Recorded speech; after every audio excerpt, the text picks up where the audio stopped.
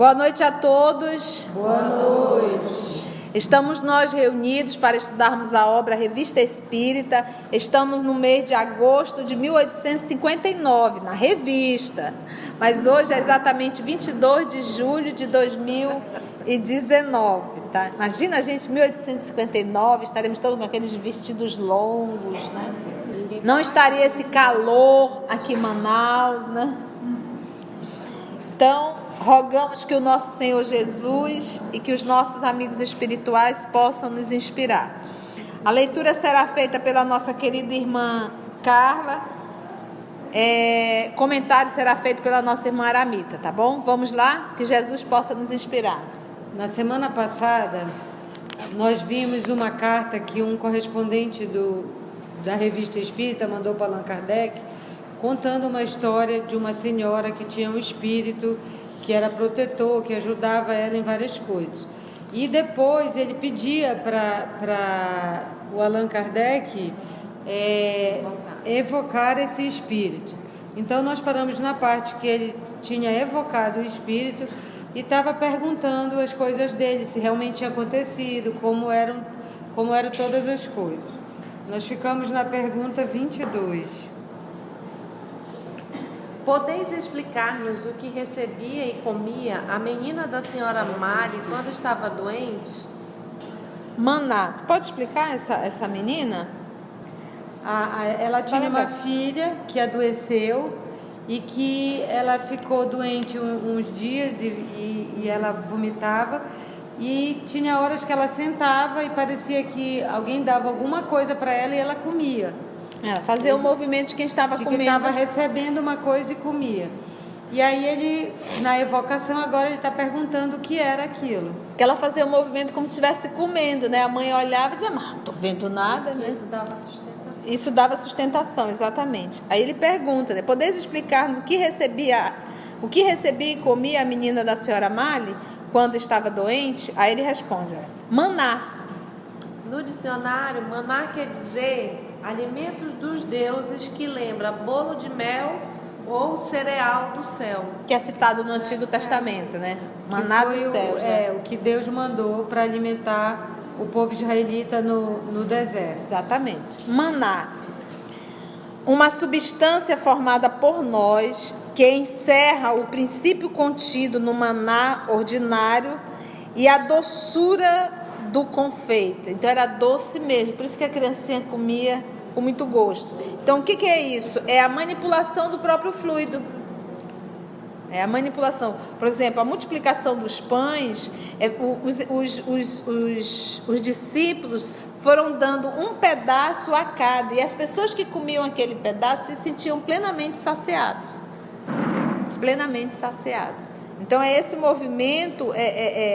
A semana passada eu contei a história do meu sobrinho com a água de coco, lembra? Com a água de coco. Então os espíritos manipulam sim o alimento, como nós também manipulamos o alimento. Vocês vão lembrar no livro Nosso Lar, quando o nosso querido André Luiz já foi convidado para ficar na casa da dona Laura, ela tinha uma neta, lembra disso lá no livro? E essa neta não tomava as refeições junto com o grupo. E aí André perguntou por quê? Porque ela está muito doente, o psiquismo muito doente. Se ela vir até aqui, ficar aqui sentados e fazer a alimentação conosco, o psiquismo dela vai contaminar a alimentação.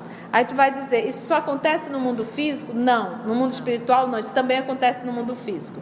As mulheres indianas, só elas preparam a refeição da casa. Elas não deixam ninguém preparar. Às vezes você passa mal de um alimento, o alimento não está contaminado, mas quem fez emitiu uma vibração tamanha que algumas pessoas com maior sensibilidade sentiram mal-estar e tiveram um problema realmente orgânico. Então, até, por exemplo, durante a tua refeição, no horário do almoço, no horário do jantar, seja que refeição for, imagina você ali começar uma discussão, começar a chamar palavrão, ficar ali com ódio, com raiva, você contamina o seu alimento.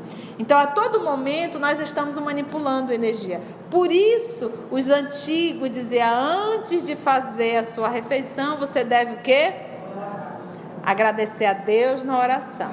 Eu me lembro do papai, ele não deixava nem a gente falar durante a refeição. Coma em silêncio. Era um respeito. Hoje em dia isso se perdeu, cada um pega um prato, vai para frente da televisão, é uma confusão. Ninguém sabe mais nem o que é sentar à mesa em família. Né? Perdemos realmente isso. Então nós fazemos esse movimento. Nós podemos, a nossa água da nossa casa, ela tem a vibração, o conteúdo, as moléculas delas estão envolvidas, impregnadas com o nosso psiquismo. Isso já foi comprovado cientificamente. Um cientista, não me recordo se é japonês, não me lembro. Japonês, o que ele fez? Ele pegou a água, aí começou a dizer palavras de ódio, de raiva, palavrão. Aí ele pegou essa água e congelou. Depois ele tirou e foi com a máquina super poderosa, foi tirar foto dos cristais. Gente, é impressionante como os cristais ficam todos deformados. Depois ele pega outra água e coloca música clássica. Nesse ele fazia sempre assim, o contrário. Ele pegou uma água, nessa eu vou dizer só palavras de amor, de carinho, vou emitir vibração de amor. Pegou essa água, congelou, os cristais eram a coisa mais linda. Isso está no YouTube, você pode pesquisar isso. Aí ele fez com a música, ele colocou heavy metal, pegou a música totalmente deformada. Pegou música clássica, Beethoven lá, comprovando, você está entendendo? Então, como se pode agir sobre as moléculas da água, por que não pode agir sobre qualquer uma outra matéria? Essa pesquisa desse japonês é tão interessante. É um texto de água no nosso corpo. Ele pegou água suja. Sim, foi. E a água contaminada e disse palavras de amor agradáveis, fofinha, lindinha, do papai, amor, perdão. E os cristais ainda assim ficaram bem integrados. Vamos ver o próximo. Essa substância é formada da mesma maneira que as roupas e os outros objetos que os espíritos produzem por sua vontade e pela ação que exercem sobre a matéria? Sim. Mas os elementos são muito diferentes. As poções que formam o maná não são as mesmas que eu consegui para formar madeira ou roupa. Que é até uma alimentação, né? Vai alimentar, vai fortalecer. Lembra que a menina não comia nada, ela só comia esse maná. Que ninguém via, olhava a menininha, a criancinha estava... 24. A São Luís. Agora quem vai responder é São Luís, confere? Lembrando que São Luís era o guia espiritual das reuniões mediúnicas de Kardec. O elemento tomado pelo espírito para formar seu maná é diferente do que ele toma para formar outra coisa? Sempre nos disseram que não existe senão um elemento primitivo universal, do qual os diferentes corpos são simples modificações. Sim, isso é. O mesmo elemento primitivo está no espaço, sob uma forma aqui, sob uma outra ali. É o que ele quer dizer. Seu maná é extraído de uma parte desse elemento, que supõe diferente, mas que é sempre o mesmo. Olha que interessante. Só voltar aqui um pouquinho. Kardec fez essa observação, né? A São Luís. O elemento tomado pelo espírito para formar o seu maná é diferente do que ele toma para formar outra coisa. Sempre nos disseram que não existe senão um elemento primitivo universal, do qual os diferentes corpos são simples modificações. Porque ainda há pouco ele perguntou, ele disse sim, que a substância é formada da mesma maneira, mas os elementos são muito diferentes. As porções que formam o maná não são as mesmas. Aí Kardec fez a pergunta e disse assim: poxa, mas me ensinaram sempre que a origem é um só, né? Que é do elemento primitivo universal. Aí ele diz sim, isto é, o mesmo elemento primitivo está no espaço sob uma forma aqui, sob uma outra ali. É o que ele quer dizer. Seu maná é extraído de uma parte desse elemento. Gente, tem tanta coisa que a gente não consegue nem imaginar. Que supõe diferente, mas que é sempre o mesmo elemento. Quem supõe diferente é o guia. O guia. Ele não é um espírito tão adiantado assim. Não é. Ele supõe diferente, né? Mas ele diz que é extraído de uma parte desse elemento. Que é a mesma coisa. E eles põem diferente, né? A ação magnética pela qual se dá a uma substância, a água, por exemplo, propriedades especiais, tem relação com a do espírito que cria uma substância? O magnetizador não desdobra de forma absoluta, senão a sua vontade. É um espírito que o auxilia, que se encarrega de obter e de preparar o remédio. Isso aqui serve muito para o passe, né? Não, porque ele está falando do maná, que ele achou que tinha tirado de outro lugar, né? Dos elementos. Aí ele está dizendo que perguntando sobre o maná ainda, que ele deu essa ação magnética para a menina comer. Ele diz assim: a ação magnética pela qual se dá uma substância, água, por exemplo, né? Porque nós, por exemplo, nós no centro espírita nós utilizamos a água, né? Então se coloca ali a água, os espíritos magnetizam para que a gente possa ali absorver o medicamento necessário. Água, por exemplo, a ação magnética pela qual se dá uma substância propriedades especiais, por exemplo, nosso Senhor Jesus, ele transformou a água, deu propriedades especiais, transformando a água em vinho, na ação ali sobre as moléculas. Então tá, a ação magnética pela qual se dá uma substância, propriedades especiais, tem relação com a do espírito que cria uma substância? Então, uma coisa é eu criar a substância, mas aqui que tem a água, eu dou propriedades a essas moléculas. Isso tem alguma relação Com o espírito? né, com o espírito que cria a substância? Por exemplo, a menina não estava lá comendo? Então o espírito criou uma substância, que ele chama de maná, ok? No caso da magnetização da água, a água já está lá. Ele apenas, o que ele faz? Ele dá propriedades especiais à água. A pergunta que ele está fazendo é se é o quê? Se existe uma relação entre aquele que criou o maná, esse movimento, e aquele que magnetiza uma água. Tem uma relação? Ele diz assim, olha, o magnetizador não desdobra de forma absoluta, senão a sua vontade. Aí ele diz, é um espírito que o auxilia, que se encarrega de obter e de preparar o remédio. Então, no caso do magnetizador, ele não trabalha sozinho. É um espírito que se encarrega de obter e de preparar o remédio. Vamos ver a próxima pergunta. Ao guia, voltou ao guia agora de novo. Há tempos referimos fatos curiosos de manifestações de um espírito por nós designado pelo nome de Louquinho de Baione. Conheceis esse espírito? Tu lembra do Louquinho de Baione? Quer lembrar ele pra gente, Mita? Que era na revista de 1858, no ano passado, a gente viu. Está até no nosso canal do YouTube, ela está justamente Louquinho de Baione. Que ele aparecia, ele era um menino. É janeiro de 1859. Ah, então é desse ano. Janeiro de desculpa. 1850. Ele aparecia, era um menino numa casa, ele tomou formas físicas e ele fazia surgir coisas, desaparecer coisas. Para chamar a atenção da mãe, não era isso? Era Era a pra senhora chamar a da atenção casa, mãe. ele disse, tu vai no lugar tal que eu vou aparecer como outro filho. E ele fazia todo esse movimento, mas era para provar realmente que ele estava lá, a existência dele, né? E a mãe conta isso assim. Vamos ver ao guia. Há tempos referimos fatos curiosos de manifestações de um espírito por nós designado pelo nome de Louquinho de Baione. Conheceis esse espírito? Não particularmente, mas acompanhei o que fizeste com ele, e foi somente desse modo que eu o conheci primeiramente. É um espírito de ordem inferior? Inferior quer dizer mal? Não.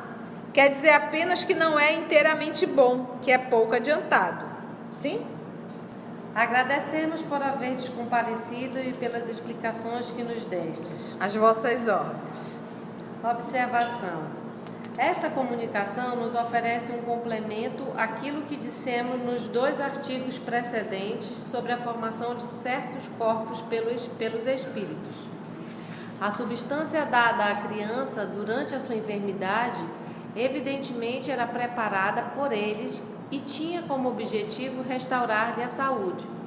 De onde tiraram os seus princípios? Do elemento universal, transformado para o uso desejado. O fenômeno tão estranho das propriedades transmitidas pela ação magnética, problema até aqui inexplicado, e sobre o qual tanto se divertiram os incrédulos, está agora resolvido. Realmente sabemos que não são apenas os espíritos dos mortos que atuam, mas que os dos vivos igualmente têm a sua cota de ação no mundo invisível. O homem da tabaqueira dá-nos a prova disso. Você lembra do homem da tabaqueira? Porque o homem estava vivo ainda, lembra? Foi no estado de sono, ele foi visitar essa outra senhora. E ele foi em espírito, ele deixou o corpo, porque ele estava ainda encarnado, dormindo, e ele foi em espírito, ele levou a tabaqueira junto. E ela o viu. Que há, pois, de admirável em que a vontade de uma pessoa, agindo para o bem, possa operar uma transformação de matéria primitiva e imprimir-lhe determinada propriedade? E olha, gente, do jeito que a gente pode movimentar esse fluido, lembra sempre, eu gosto dessa simbologia. Imagina um grande aquário cheio de peixinhos, ok? O grande aquário é o universo, os peixinhos somos nós. Todos nós estamos mergulhados nesse fluido. Então, todos nós, ao pensar, querendo ou não, nós manipulamos fluido. Da mesma forma que eu faço a minha alimentação, e o meu sistema digestório está funcionando, eu não preciso acionar nada, já está, é natural. Então, quando eu penso, é natural esse movimento de manipular fluido. Então, do jeito que eu manipulo para o bem, eu também manipulo para o mal. Então, se de repente eu emito aqui, se a Mita me faz alguma coisa desagradável, e eu fico aqui, que ela morra, que ela isso, que ela aquilo, eu manipulo essa vibração e eu emito para ela.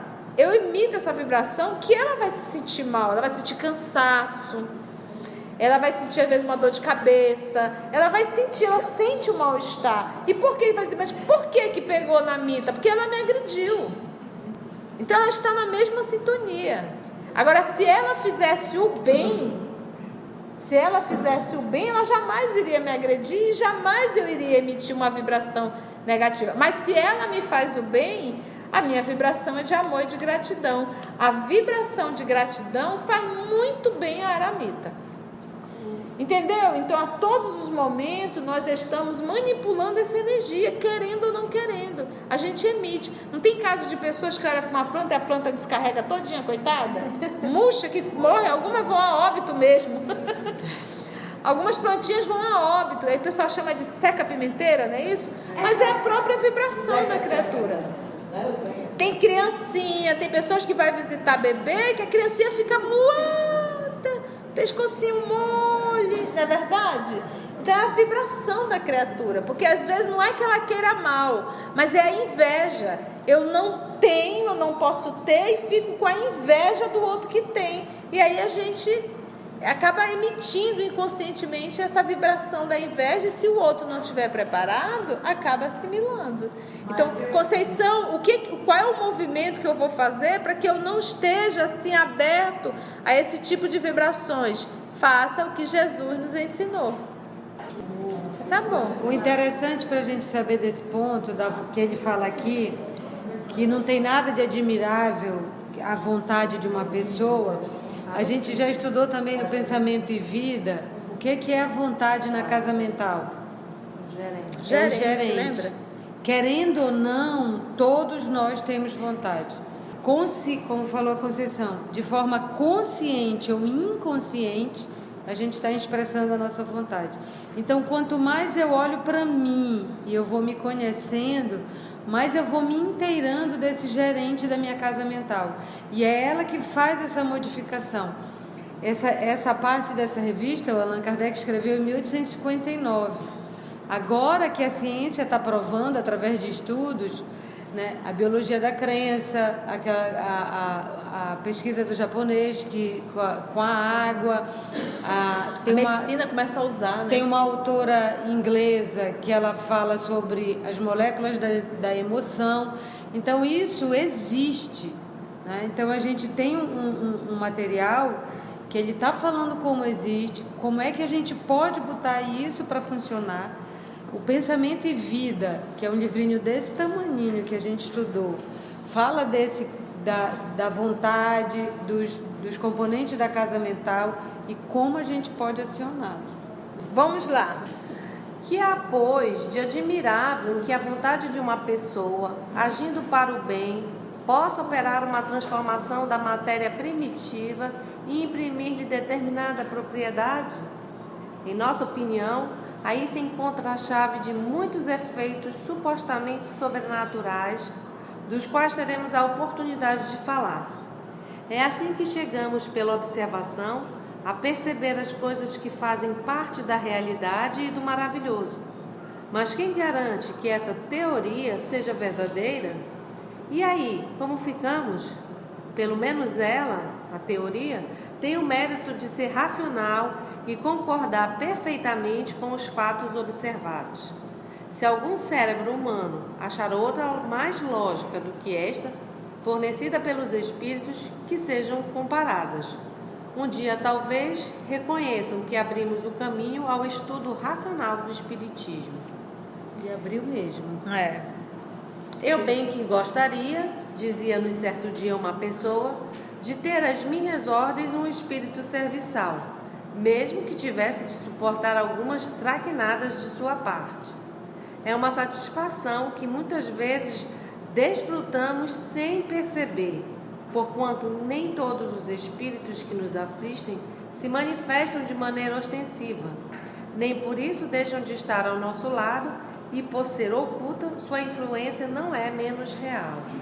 O fato de nós não... Todos temos, né? Todos temos.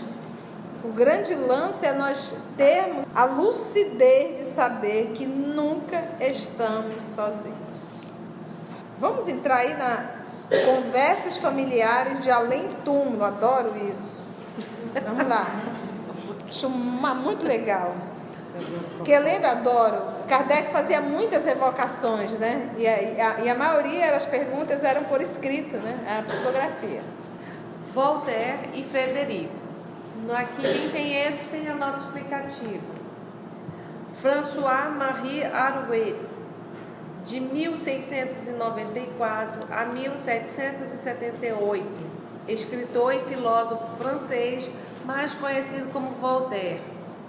E Frederico II, o Grande, de 1712 a 1786, rei da Prússia, no período de 1740 a 1786. O filósofo e o rei.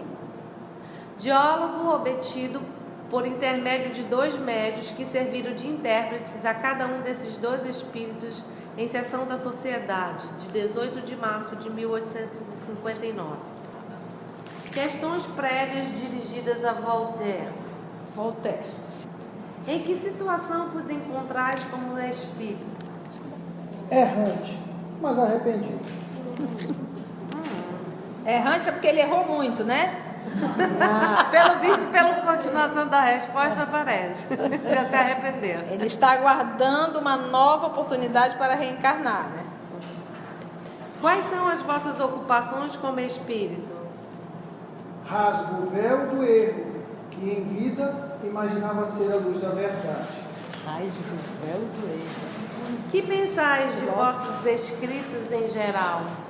Meu espírito estava dominado pelo orgulho. Aliás, eu tinha por missão impulsionar um povo na infância. Minhas obras são a consequência disso. Você está vendo? Ele era um espírito missionário. Mas o que ele diz eu estava dominado pelo orgulho. Que direis particularmente da vossa Joana d'Arc? É uma diatribe. Embora eu tenha feito coisas piores. Diatribe é crítica excessivamente rigorosa. Ela era severa e mordaz. A Joana d'Arc ela criticou tanto que morreu como morreu, né? Que direis particularmente do vosso Joana d'Arc? Seria uma obra Da vossa. Da vossa, tá do vosso. Aham. Da vossa. Quando encarnado, pensáveis no futuro após a morte? Não acreditava senão na matéria, bem o sabeis, e ela morre. Professáveis o ateísmo no verdadeiro sentido da palavra? Eu era orgulhoso, negava a divindade por orgulho, com o que sofri e de que me arrependo. Olha, ele era ateu. Eu era orgulhoso, negava a divindade por orgulho, com o que sofri e de que me arrependo. É que quando começa no Renascimento, porque até na Idade Média, o centro era Deus, né? Era o teocentrismo. O homem podia sofrer, você nasceu no lugar que tinha que nascer, mas você esperava felicidade na Felicidade. na vida eterna. Na vida eterna. Né? Então, se você sofresse bem, você ia ser recompensado na vida eterna. Quando começou o Renascimento, com os escritos filosóficos e tudo, saiu do teocentrismo para o antropocentrismo. Aí a pessoa perguntar, você tem que gozar a vida agora. Quem te garante que tem vida eterna? Você é dono da sua vida, você tem que gozar e aproveitar agora. Então essa mudança. Hoje nós ainda estamos nisso, né? Gostarias de conversar com o Frederico, que também concordou em atender ao nosso apelo? Esta conversa seria instrutiva para nós. Se o Frederico quiser, eu me prontifico. Nossa, ele vai. Olha só, olha que legal. Kardec, 2 médios, e ali ele fazendo diálogo, os 3. O máximo, né? Frederico Voltaire, o máximo isso. Obrigado. Vedes, meu caro monarca, que reconheço meus erros e que estou longe de falar como nas minhas obras. Outrora, ofertávamos o espetáculo das nossas torpezas. Agora, somos obrigados a oferecer o do nosso arrependimento e do nosso desejo de conhecer grande e pura verdade. Eu vos supunha menos bom do que realmente sois. Uma potência que somos obrigados a adorar e reconhecer em toda a sua soberania. Força nossa alma a proclamar para aqueles de quem talvez abusamos, uma doutrina completamente oposta à que havíamos professado. Bom, agora é ele vendo que tudo que ele disse não era verdadeiro, né? É verdade, meu caro Aroete, mas não finjamos mais, é inútil, caíram todos os véus. Deixamos tantos desastres à nossa retaguarda que precisaremos de muitas lágrimas a fim de obtermos o perdão e sermos absolvidos. Nunca estaríamos suficientemente unidos para fazer esquecer e reparar os males que causamos. Confessemos também que o século que nos admirava foi muito pobre de julgamento e que bem pouco é preciso para deslumbrar os homens, nada mais que um pouco de audácia. Por que não? Fizemos tanto barulho em nosso século. Foi esse barulho que, caindo de repente no completo silêncio, nos atirou na reflexão amarga, quase no arrependimento. Eu choro a minha vida, mas como me aborreço por não ser mais Frederico. E tu, de não seres mais o senhor Voltaire? Falai então por vós, majestade. Sim, eu sofro, mas não repitais novamente. Então abdicai. Mais tarde fareis como eu. Não posso. Pedis-me que seja vosso guia. Sê-lo-ei ainda. Tratarei apenas de não vos desencaminhar no futuro. Se puderdes ler, procurai aqui o que vos possa ser útil. Não são as altezas que vos interrogam, mas espíritos que procuram e encontram a verdade com o auxílio de Deus. Olha só, a gente estava aqui pesquisando na questão 4, que direis particularmente do vosso Joana d'Arc, que é um poema, né? Deixa eu ver aqui o filósofo e a donzela, a corrosão do mito de Joana d'Arc por Voltaire. Deixa ela ler aqui. Vamos lá. Michele d'Orléans. Este estudo propõe uma análise da representação de Joana d'Arc no poema La Pucelle d'Orléans de Voltaire, e em outros escritos de sua autoria. Por meio de uma breve incursão a demais autores setecentistas que se ocupam da heroína, procura oferecer uma interpretação que leve em conta a diversidade dos posicionamentos a respeito do sobrenatural em sua história. A gente vai ver se a gente consegue achar o poema, né, para ver a ideia como é que Voltaire fazia esse movimento. Era uma crítica. É porque Era uma crítica. ele fez críticas e ficou tirando sarro das visões que ela tinha, né? Era médio, né? E ele Vamos era lá. materialista. E ele era materialista, ateu. Então, é interessante isso, que o Voltaire ele já está um pouquinho melhor que o Frederico. O Frederico ainda quer, ele ainda está querendo ser rei. Do tempo que ele era rei, ele sente saudade. E o Voltaire disse que vai ajudá-lo. Tomai-me então pela mão, traçai-me uma linha de conduta, se o puderdes. Esperemos, mas será para vós. Quanto a mim, estou muito perturbado, e isso já dura um século. Nossa. Ainda me excitais o orgulho de valer mais do que vós. Isso não é generoso. Tornai-vos bom e humilde, para que eu mesmo seja humilde. Sim, mas o sinete, né, que é a marca do príncipe, que é a minha condição de majestade, deixou-me no coração, impede-me sempre de humilhar-me como tu. Meu coração é firme como um rochedo, árido como um deserto, seco como uma arena. Seríeis então um poeta? Eu não vos conhecia esse talento, Senhor. Ainda estão tirando Tu finges, tu. Não peço a Deus senão uma coisa, o esquecimento do passado, uma encarnação de prova e de trabalho. É melhor.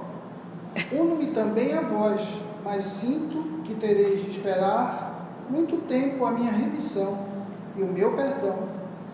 Bem, meu amigo, então oremos juntos uma vez. Imagina Kardec ouvindo esses dois conversar aí.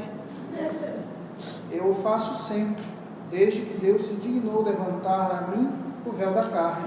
Frederico, Que pensas desses homens que nos chamam aqui? Voltaire. Eles podem nos julgar, e nós não podemos senão humilhar-nos diante deles.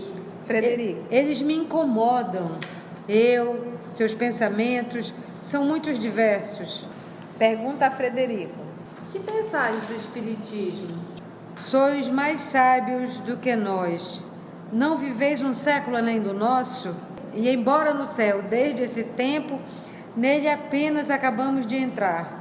Porque ele morreu em 1786. Agora, olha como ele fala a Kardec: sois mais sábios do que nós.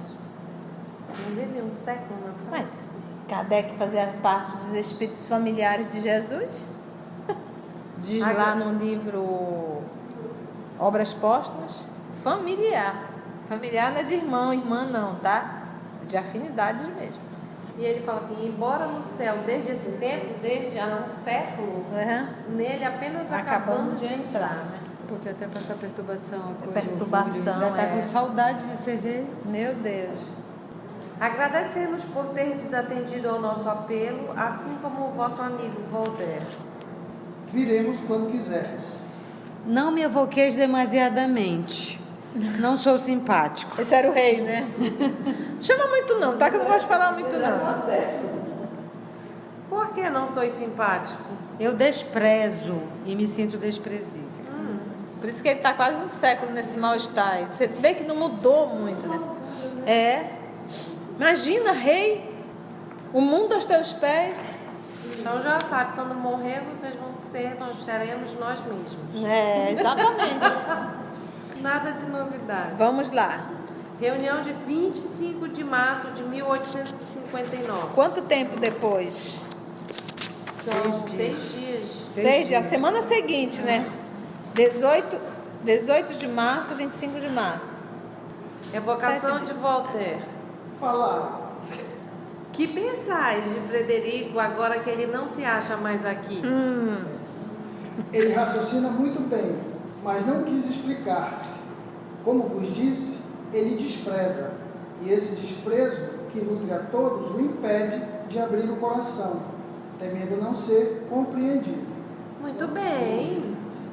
Terias a bondade de completar e dizer o que ele entendia por essas palavras, desprezo e me sinto desprezível? Sim, ele se sente fraco e corrompido, como todos nós, e talvez ainda compreenda mais do que nós por ter abusado mais que os outros dos dons de Deus. Como julgais como monarca? Hábil. Pensais que seja um homem de bem? Não se pode perguntar isso. Não conheceis as suas ações? Não nos poderias dar uma ideia mais exata do que fizestes das vossas ocupações como espírito? Não. A todo instante de minha vida, descubro um novo ponto de vista do bem. Esforço-me por o praticar, ou antes, aprender a praticar. Quando se teve uma existência como a minha, há muitos preconceitos a combater, muitos pensamentos a repelir, ou a mudar completamente, antes de alcançar a verdade. Gostaríamos de obter uma dissertação vossa sobre assunto de vossa escolha. Poderias dar-nos uma? Sobre o Cristo, sim, se o quiseres. Nesta sessão? Mais tarde, esperai, numa outra. Semana seguinte, evoca de novo. 8 de abril de 1859. Evocação de Voltaire. Eis-me aqui. Terias a bondade de nos dar hoje a dissertação que prometeste? Kardec não esqueceu não, né? Sustento o que prometi, apenas serei breve. E ele vai falar de quem? Cristo. Vamos lá. Meus caros amigos, quando me achava entre vossos antepassados, tinha opiniões, e para sustentá-las e fazê-las prevalecer entre meus contemporâneos, muitas vezes simulei uma convicção que, em verdade, não possuía.